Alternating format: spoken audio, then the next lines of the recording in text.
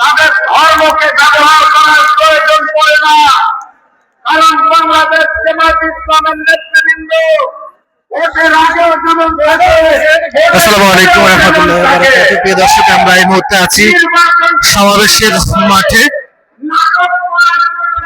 এখানে নেটওয়ার্ক পাওয়া যাচ্ছে না, এই জন্য আমরা সরাসরি ভিডিওতে সংযুক্ত হলাম।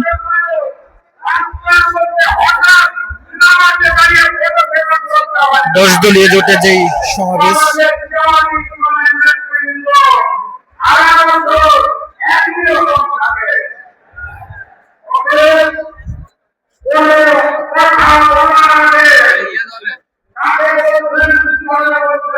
আর ভিতরে যাওয়া যাচ্ছে না, সম্ভব না।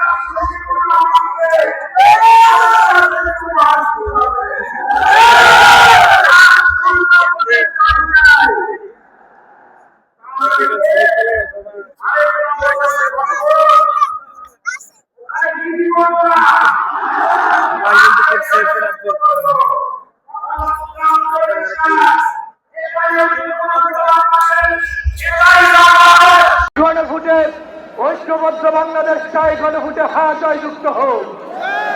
ঐক্যবদ্ধ বাংলাদেশের আহ্বানে যদি গণভোটে হ্যাঁ জয়যুক্ত হয়, তাহলে বাংলাদেশে আওয়ামীর মতো আর কোন ফ্যাসিবাদ বাংলাদেশে জন্ম নেবে না। আগামীর বাংলাদেশে যারা আবারও খুন গুমের রাজত্ব কায়েম করতে চায়, তারা এখনই বাংলাদেশে তাদের চাল দেখাচ্ছে। আমরা দেখেছি তারা এখনই আমাদের মায়ের বোনদের ইজ্জতের উপর তারা হামলা চালিয়েছে। এরপরে আমার ভাই রেজাল্ট আমাদের মানুষের অস্তিত্বের লড়াই। এই লড়াই এই বাংলাদেশের মানুষের অধিকার আদায়ের লড়াই।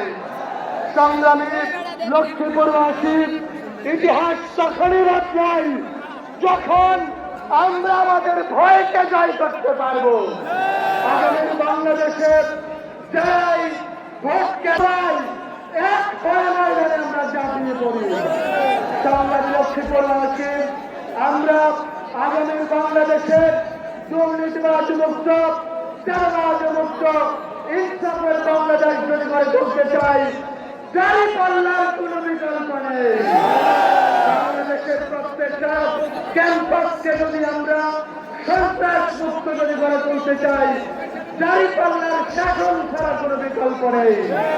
সংগ্রামী লক্ষ্মীপুরবাসীকে ডাক্তার শফিকুর রহমানের নেতৃত্বে ঐক্য রাত্রি যাপন বাইরে সবকিছু নিয়ে আমরা যেভাবে এই জনপদকে ইসলামী আন্দোলনের উর্বর ভাবে রেখেছি, সামনের দিনগুলোতে আমরা সেভাবে এই জমিকে উর্বর রাখবো ইনশাআল্লাহ। এবং সেই সাথে আমরা দেখতে পাচ্ছি এই উর্বর জনপদে নব্য প্রতিবাদের উত্থান ঘটেছে। তারা আমাদের মা বোনের দিকে হাত তুলেছে।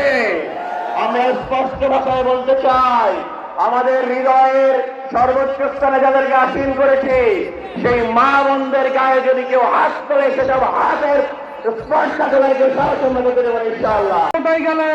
বাংলাদেশের জিডিপির 6 থেকে 8% বাজেটে, জিডিপির 6 থেকে 8% বাজেটে দেওয়া হবে।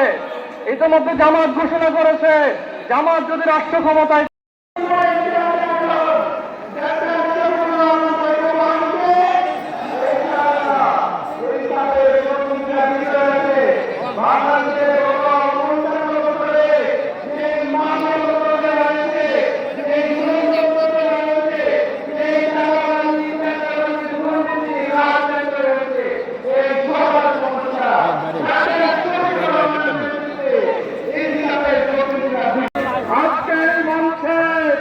উপস্থিত রয়েছেন।